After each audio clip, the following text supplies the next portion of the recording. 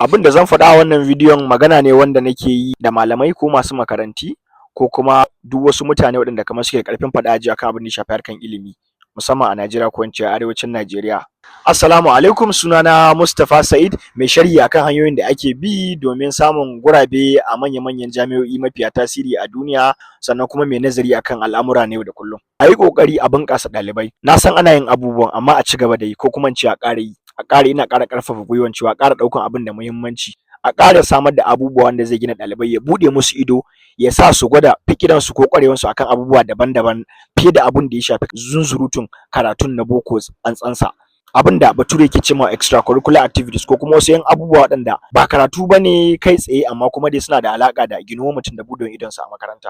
A yi ƙoƙari a mai da hankali wajen samar da ire-iren waɗannan abubuwan da dama a makaranti, musamman abin da ya shafi harkan wasanni, harkan club da ake yi ɗin nan a makarantun sakandare.